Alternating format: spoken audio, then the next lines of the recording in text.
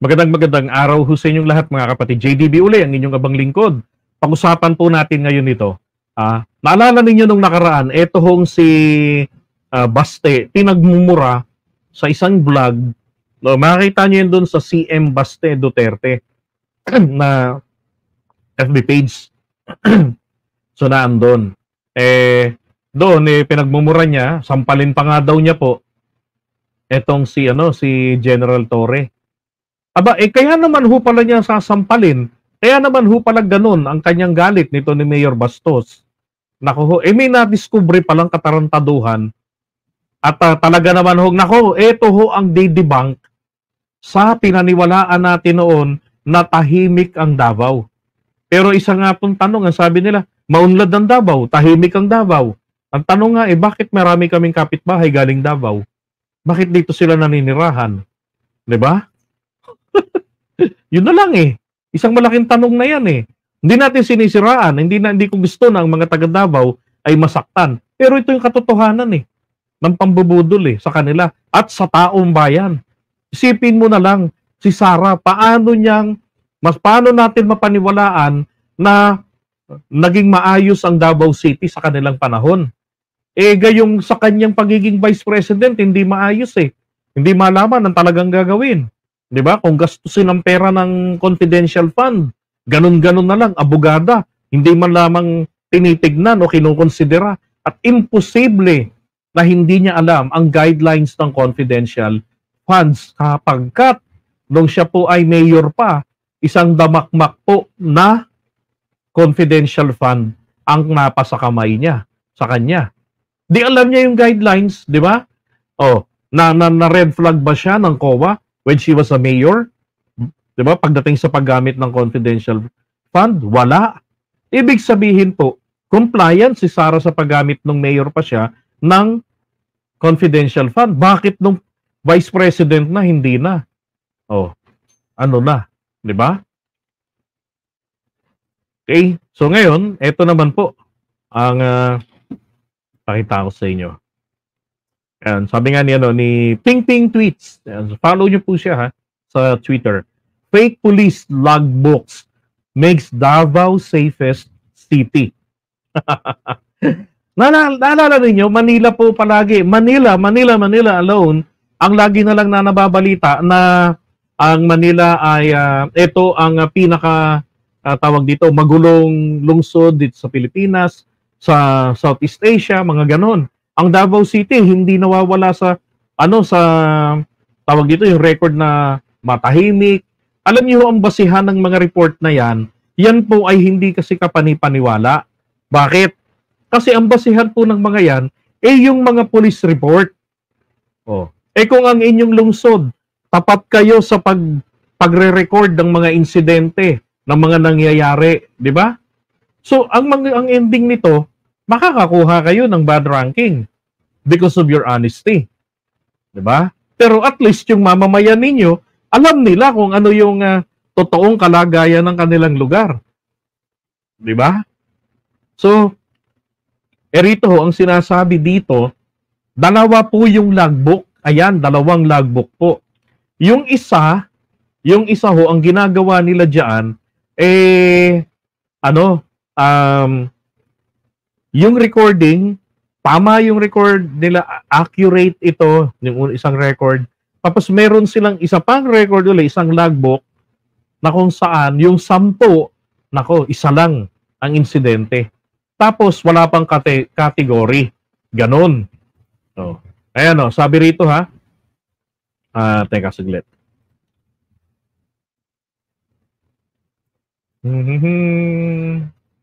Para na i-zoom out natin. Zoom in, zoom out. Alright, here we go. Ito, sabi dyan, the director of the PNP Police in Davao Region flagged troubling discrepancies in police logbooks that call into question the reported low crime rates. Oy, grabe. Low crime kayo high crime pala. 'Di ba? Ganun, yun ang ibig sabihin niyan low crime pa kayong nalalaman. Fraud naman pala. 'Di ba? Tingnan niyo Ang sabi rito, yung PNP Davao Regional Director si Torre daw po, pinakita niya ho noong July 31 noong katapusan. Dalawang police blotter. Ito po yung dalawang police blotter. Ayan. Yan. Pinakita niya. Okay. Sabi diyan from the Kalinan Police Precinct, covering the period from January to June. One logbook contained standard entries for record keeping. Okay? So, ibig sabihin, naandun po yung tamang entry.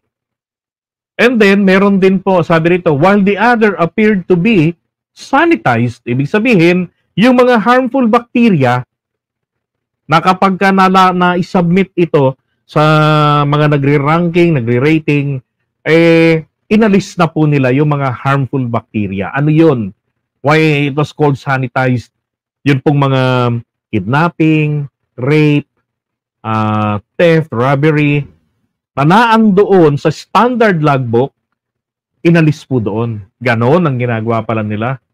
Binabrush nila. So sabi niya rito kaya raw po siya nakapag-desisyon na alisin ang 17 police station commanders na siya pong ikinagalit nito ni Mayor Bastos.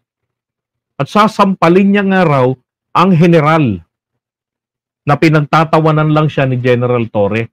Nasabi sa kanya, di ko napapatulan si Haring Bastos. Parang ano lang, sakla.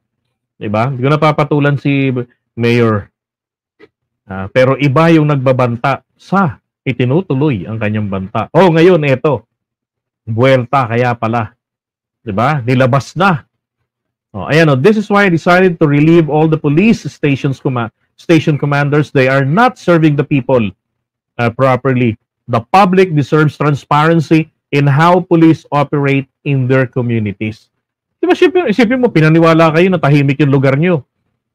Tapos pagtawid ng dalaga sa kabilang kanto, nagahasa. At pagka nagahasa po, ano ho ang nangyayari kapag ka nag-report? Magugulat kayo mamaya. Ito pa, pupuntahan na natin yun. Ito sabi rito another sample na pinakita niya.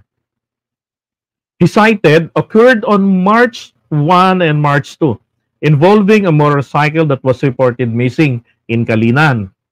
Kinabukasan daw po, ini-record uli. Anong nakalagay? Sa Talomo Police having been found. Hindi ho ba dapat i-update lang yung unang record, yung unang blotter na reference to the case number or incident number 123 Winan23. Diba? Dapat ganun reference to case or incident Winan23. Ganito. No. Ano ho ba nangyari dyan sa motor na yan? Eto po. Ang sabi rito, it was reported found for record purposes. Tandaan niyo yung record purposes When in truth, it was a case of theft. Nakaw po. The vehicle was chopped up. Naku, tinutulpo-tulpo yung sasakyan. Pinaghimay-himay. Baka malamang binenta ito, pinarts out ito para maibenta. It was recorded as for record, meaning no theft was acknowledged. Diba? Nilagay lang for record. So, doon po sa pangalawang blotter, wala na pong nakawan. Okay, nakalagay lang ron. Nahanap. Tapos, ang category niya, for record. Bakit for record? So, ibig sabihin, pagka for record, ibig sabihin, may follow-up ito. Pero wala na hong follow-up. Diba? Ito pa. Torre also recounted a case of, ito yung ni-rape. Ito ho yung nanay na lumapit sa kanya. No? Pagka-assume lamang niya sa pwesto. So, dala-dala yung 14-year-old niyang anak na babae. So, kinausap siya. No, pagkatapos niya mag-assume sa pwesto niya. At ang sabi nung nanay, umiiyak, na yung anak ko po noong June 4, sabi niya, nagpunta kami sa police station.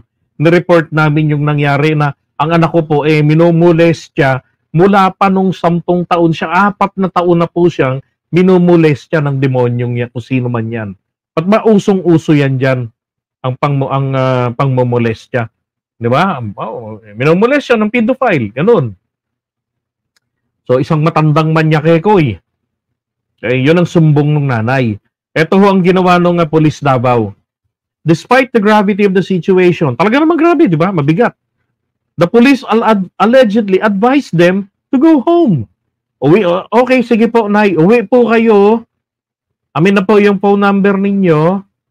Tapos, hintayin nyo na lamang pong maaresto namin yung suspect. Tama po ba yun? Dapat ang ginawa dyan ay simple lang. Diba? Kinunan nila, inanutong bata na to, ipinasa ito ron sa women's desk.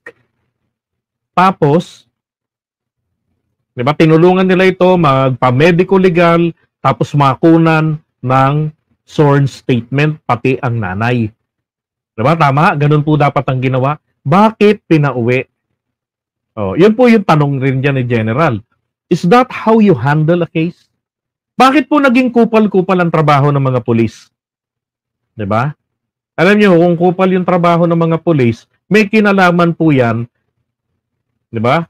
Sa kung ano ang gustong gawin nila, ano ang gustong palitawin nila, base po yan sa dikta ng amo nila. Sino po ba ang amo ng mga pulis pag nasa mga LGU? Under sila ng mayor. Diba? Kaya nga dapat, inaalis po ang mga control ng mga LGU, ng mga mayor, dyan po sa mga pulis. Para saan pa yan ay pambansang polisya? Tapos pag napunta na sa LGU, na-assign, nagiging pang pulisya ng mayor lang. Diba? Ito pa. Another incident daw po, ito. He highlighted involved a student who reported a theft. Ninakawan po ng cellphone sa loob ng classroom. Ano hong nakalagay sa police blotter? For record purposes. Ibig sabihin ng for record purposes, diba? Kumbaga, ano lang ito, wala talaga kayong kinikilala na ganito na nangyaring nakawan. Ayan. Additionally, a November 2023 entry showed 19 recorded cases. Take note, 19 recorded cases kasama yung pagnanakaw at pananakit, physical injuries. Pero sa kabilang logbook submitted to the Davao City Police reported only 3 cases. Wow! Tahimik ang Davao. Mapayapa ang Davao. Hindi mo alam, mapamayapa ka na lang pala dyan pag dyan ka tumira. Gala-gala ka sa gabi, akala mo talagang tahimik. Diba? Iyon pala, grabe pala ang krimen. Naniwala ka rin sa report. Kaya naman ho pala, maraming mga taga Davao naninirahan sa Kamaynilaan. Pero kung totoong tahimik at maunlad ng Davao, diba? Hindi nalalayas ang lugar nila yan. Magsusubiksik dito sa kasikip-sikip na Kamaynilaan. Sabi pa rito, based on the PNP Memorandum Circular in Davao, all crimes must be logged in a police blotter and forwarded to the DCPO following the Crime Information Reporting and Analysis System, CIRAS. And failure to comply with this protocol constitutes a criminal offense and can result in dismissal from service. Sipin nyo yun, yung mga kapulisan natin, walang bahala na lamang nila, matanggal sila sa pwesto, sa trabaho nila, pinaghirapan nila. Bakit? Kasi naman pala, kailangan palang pangalagaan, kailangan palang i-fraud ang kalinisan ng Davao. Kumikinang, puting-puti. Talagang Duterte lang ang kailangan para sa kaunlaran ng Davao. Grabe. Yan ho yung dahilan kung bakit galit na galit siya itong si Basti Duterte kay General Torre. Kasi nga ho nabuking. 'Di ba? Alam nyo, ang dapat ditong ang dapat ho ritong gawin ng ating